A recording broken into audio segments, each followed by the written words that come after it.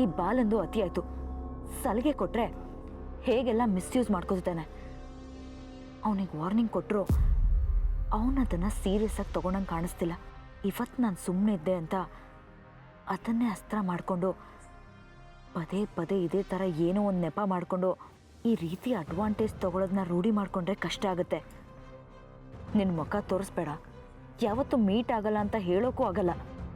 ಹಾಗೇನಾದರೂ ಹೇಳಿದ್ರೆ ಅವ್ನು ಕರೆದಾಗ ನಾನು ಬರಲಿಲ್ಲ ಅಂದರೆ ನಿಮ್ಮ ಮನೆಗೆ ಬರ್ತೀನಿ ಅಂತ ಹೆದರ್ಸೋಕ್ಕೆ ಶುರು ಮಾಡ್ತಾನೆ.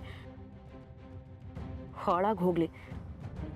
ಆ ಕಾರ್ತಿಕ್ನ ಸೆಲೆಕ್ಟ್ ಮಾಡಿಕೊಂಡು ಬಾಲಂಗೆ ಗೇಟ್ ಪಾಸ್ ಕೊಡೋಣ ಅಂದರೆ ಅವನು ಸತ್ಯನ ಹಿಂದೆ ಓಡಾಡ್ತಿದ್ದಾನೆ. ಅವರಿಬ್ಬರು ಮಧ್ಯೆ ಏನು ನಡೀತಾ ಇದೆ ಅನ್ನೋದು ಗೊತ್ತಾಗ್ತಿಲ್ಲ. ಬಾಲನ್ನ ಆಪ್ಷನ್ ಆಗಿ ಇಟ್ಕೊಳ್ಳೋಣ ಅಂದರೆ ಇವನು ಈ ರೀತಿ ಅತಿಯಾಗಿ ಆಡ್ತಾನೆ. ಅದೂ ಅಲ್ಲದೆ ಬಾಲನ್ ದೊಡ್ಡಪ್ಪನ ಹೆಸರಲ್ಲಿ ಇರೋ 200 ಕೋಟಿ ನನ್ನ ಹೆಸ್ರಿಗೆ ಬರುತ್ತೆ ಅಂದರೆ ಅದು ನೆಗ್ಲೆಕ್ಟ್ ಮಾಡೋ ವಿಷಯ ಅಲ್ಲ. ಕಾರ್ತಿಕ್ನ ಮದುವೆ ಆದರೆ ಕೋಟ್ಯಾಧೀಶ್ವರ ಮನೆ ಸೊಸೆ ಆಗ್ಬೋದಷ್ಟೆ. ಆದರೆ ಬಾಲನ್ ದೊಡ್ಡಪ್ಪ ನನ್ನ ಹೆಸರಿಗೆ ಆಸ್ತಿ ಬರೆದ್ರೆ ನಾನೇ ಕೋಟ್ಯಾಧೀಶ್ವರಿ ಆಗ್ಬೋದು. ಆದರೆ ಈ ಬಾಲ ಮನೆ ತೋರಿಸು, ತಂದೆಗೆ ವಿಷಯ ಹೇಳು ಅಂದರೆ ಯಾಕೆ ಈ ರೀತಿ ಹಿಂದೇಟಾಗ್ತಾನೆ? ಈಗ ನಾನು ಏನು ನಿರ್ಧಾರ ತಗೊಳ್ಳಿ? ತಟ್ಟೆ ತುಂಬ ಇಷ್ಟವಾಗಿದ್ದೆಲ್ಲ ಇಟ್ಟು ಬಾಯ್ಗೆ ಬಟ್ಟೆ ಕಟ್ಟಂಗೆ ಆಗಿದೆ ನನ್ನ ಪರಿಸ್ಥಿತಿ. ಇವನು ಕೋಟಿಗೆ ಬಾಳ್ತಾನೆ, ಅವನು ಕೋಟಿಗೆ ಬಾಳ್ತಾನೆ. ಆದರೆ ನಾನು ಯಾರ ಜೊತೆ ಬಾಳ್ಬೇಕು ಅನ್ನೋದೇ ಗೊತ್ತಾಗ್ತದೆ.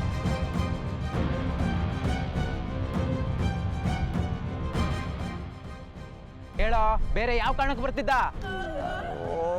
ತಿರುಗಿ ತಿರುಗಿ ನನ್ನ ಬುಡಕ್ಕೆ ಬರ್ತಾರಲ್ಲ, ಅದು ಇವ್ರ ಹತ್ರ ದಿವ್ಯ ನೋಡಕ್ ಬರ್ತಿದ್ದ ಅಂತ ಹೇಳ್ಬಿಡ್ಲ? ಬೇಡ ಬೇಡ, ಹೇಳಿದ್ರೆ ಬಾಮೈದ ನಾನು ಉಳ್ಸಲ್ಲ. ಆದ್ರೆ ಹೇಳಲಿಲ್ಲ ಅಂದ್ರೆ ಈ ನನ್ನ ಮಕ್ಕಳು ನಾನು ಉಳ್ಸಂಗೆ ಕಾಣ್ತಿಲ್ಲ. ಏನು ಹೇಳಲಿ, ಏನು ಮಾಡಲಿ? ಬಾಮೈದ ಎಂಥ ತ್ರಿಶಂಕು ನರಕದಲ್ಲಿ ಬಂದು ನಾನು ಸಿಗಾಕ್ಬಿಟ್ಟಲ್ಲೋ. ಲೇ ಕಾಮಿಡಿ ಪೀಸು, ಅವ್ನು ಇಲ್ಲಿಗೆ ಬರ್ತಾ ಇದ್ದಿದ್ದು ನಮ್ಮ ಏರಿಯಾ ಲಪ್ಟಾಯ್ ಸಿಗ್ತಾನೆ. ಅವ್ನು ಇಲ್ಲಿಗೆ ಬರ್ತಿದ್ದ ಬೇರೆ ಸಿಗ್ತಾನೆ. ಹಾಗಿದ್ರೆ ಅವ್ನು ಇಲ್ಲಿಗೆ ಬರ್ತಿರೋ ಕಾರಣ ಬಾಯ್ ಬಿಡ್ತೀಯೋ ಇಲ್ಲ? ಓ ಗಾಡ್, ಈಗ ನಾನು ದಿವ್ಯನ ವಿಷಯ ಹೇಳೋ ಬ್ಯಾಡ್ವೋ? ಬೇಡ ಬೇಡ, ದಿವ್ಯನ ಬಗ್ಗೆ ಹೇಳಿದ್ರೆ ಇದೇ ಏರಿಯಾದಲ್ಲಿರೋ ಇವರು ಅವಳಿಗೆ ಏನಾದರೂ ಕಿರಿಕ್ ಮಾಡಿದ್ರೆ ಬೇಡ ಬೇಡ. ಮತ್ತೇನು ಹೇಳಿ? ಹೇಳು ಬಾಮೈದ, ಅಮಲ್ ಬೇಬಿ ಇಲ್ಲಿ ಬರ್ತಿದ್ದೆ ನಮ್ಮ ಸತ್ಯನ ನೋಡಕ್ತಾನೆ.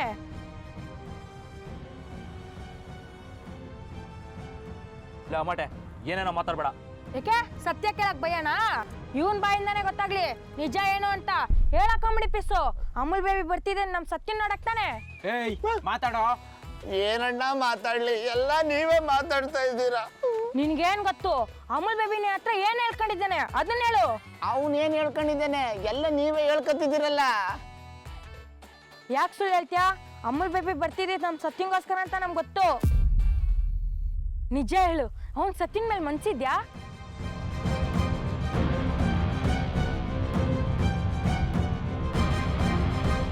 ಸತ್ಯ, ನಾನು ಅವಾಗ್ಲಿಂದ ಮಾತಾಡ್ತಾನೆ ಇದ್ದೀನಿ.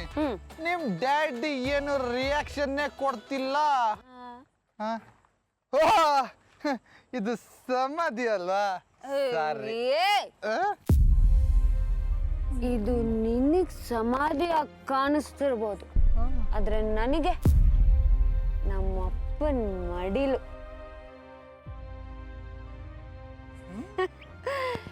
ಯಾರಿಗೆ ಏನೇ ಸಮಸ್ಯೆ ಆದ್ರೂ ದೇವ್ರ ಹತ್ರ ಹೋಗ್ತಾರೆ ಅಲ್ವಾ? ಕರೆಕ್ಟು. ಆದ್ರೆ ನನ್ ದೇವ್ರು ಇಲ್ಲೇ ಇರ್ಬೇಕಾದ್ರೆ ನಾನು ಇಲ್ಲೇ ತಾನೇ ಬರ್ಬೇಕು.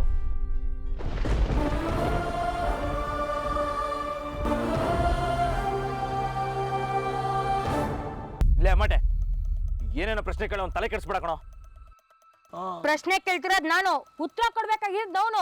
ನಿನಗೆ ಯಾಕೆ ತಲೆ ಕೆಡ್ತಿದೆ? ಇಂಥ ತಿಕ್ಲು ತಿಕ್ಲು ತರ ಮಾತುಗಳು ಆಣೆ. ಸತ್ಯ ಮನ್ಸಲ್ಲಿ ಏನೇನೋ ತುಂಬಿದ್ದಾಯ್ತು, ಈಗಲೂ ಅದನ್ನ ಮುಂದುವರ್ಸೋದು ಬೇಡ. ಇಲ್ಲಿ ಹೆಣ್ಣು ನಡೀತಿದೆ. ಸತ್ಯನ್ ತಲೆ ತುಂಬಿರೋದ್ ನಾನ್ ಮಾತ್ರ ಅಲ್ಲ, ಅದ್ರಲ್ಲಿ ನಿಮ್ ಪಾಲು ಇದೆ. ಆಗಿರೋ ತಪ್ಪಿಗೆ ಪ್ರಾಯಶ್ಚಿತ್ತ ಮಾಡ್ಕೊಂಡು ತಪ್ಪು ಸರಿ ಮಾಡ್ಕೊಬೇಕೆ ಹೊರತು ಇನ್ನೊಂದು ತಪ್ಪು ಮಾಡಬಾರ್ದು. ಹಾಗಿದ್ರೆ ಆ ತಪ್ಪನ್ನ ನಿಜ ಮಾಡೋಣ ಬಿಡು. ಅಣ್ಣಂದ್ರ, ನೀವೆಲ್ಲ ಯಾವ ತಪ್ಪಿನ ಬಗ್ಗೆ ಮಾತಾಡ್ತಿದ್ದೀರಾ? ಅದೆಲ್ಲ ಬೇಡ, ಕೇಳಿದ ಉತ್ತರ ಕೊಡು. ಸತ್ಯನ ಮೇಲೆ ಅಮೂಲ್ ಬೇಬಿಗೆ ಮನ್ಸಿದೆಯಾ ಇಲ್ವಾ? ಮನ್ಸಿಲ್ಲ ಅಂದ್ರೆ ಇಲ್ಲಿವರೆಗೂ ಯಾಕೆ ಬರ್ತಿದ್ದ? ಅದನ್ನ ಅವನು ಹೇಳಿ, ನೀನಲ್ಲ.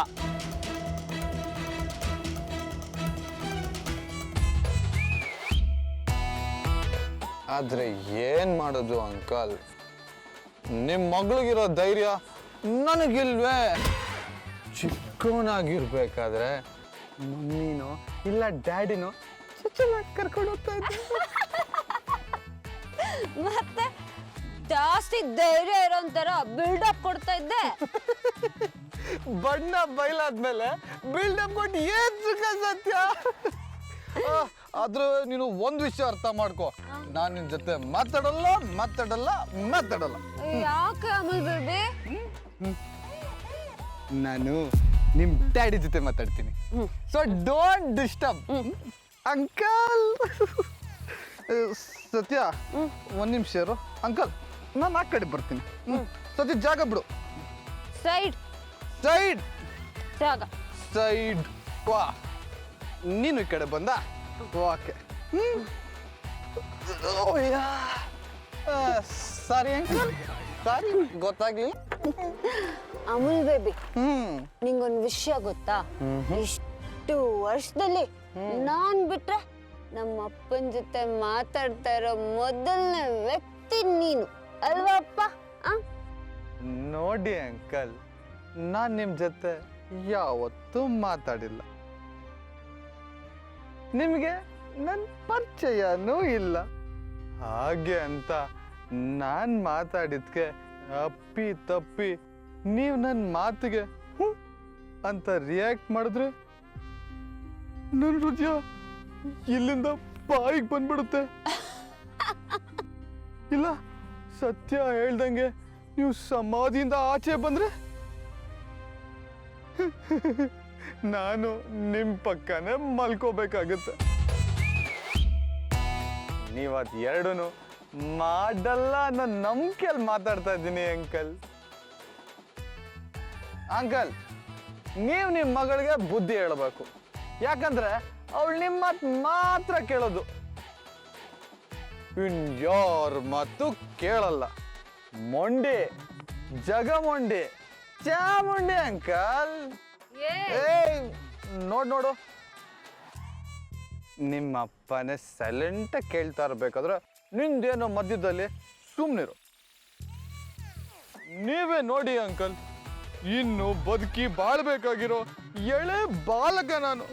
ನನ್ನ ಈ ಮಧ್ಯರಾತ್ರಿಲಿ ಇಲ್ಲಿ ಕರ್ಕೊಂಬಂದು ನಿಮಗೆ ಇಂಟ್ರಡ್ಯೂಸ್ ಮಾಡ್ತೀನಿ ಅಂತಾಳಲ್ಲ, ಇವಳಿಗೆ ಟೈಮ್ ಸೆನ್ಸೇ ಇಲ್ವಾ?